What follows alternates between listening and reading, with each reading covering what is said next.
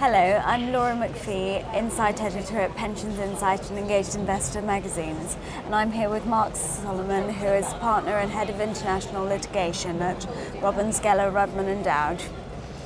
Very good to have you here. Nice to be here.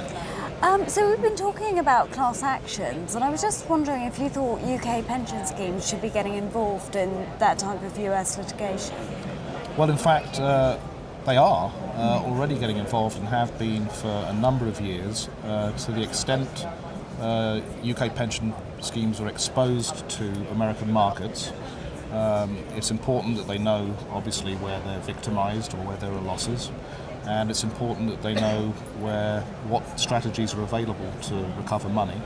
So over the last 10 to 15 years, more and more pension funds have in fact exercised their litigation rights in the USA and have received a significant recovery. So the answer is yes, in the appropriate circumstance, they certainly should be getting involved. Mm-hmm. And so do you think there's an obligation on them to get involved? Well, I think it depends. Certainly I think there's an obligation when there's money available to make a claim if they're entitled to share in the recovery.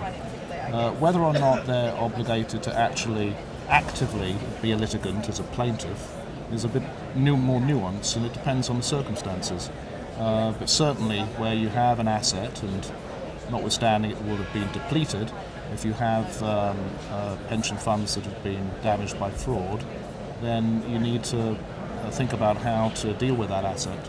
And if bringing a lawsuit is the sensible approach, then I'm not going to say there's a duty to do so, but common sense would dictate you may want to consider it. Mm-hmm. And is your answer different when the proposition is to be a lead plaintiff or just to join an action?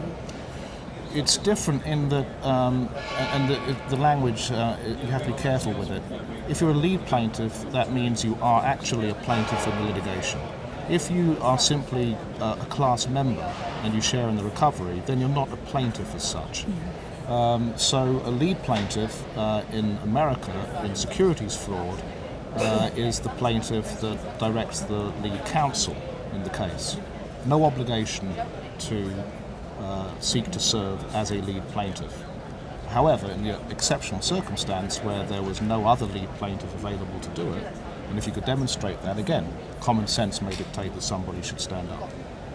Brilliant. Well, thank you very much for that, Thank you Mark. very much.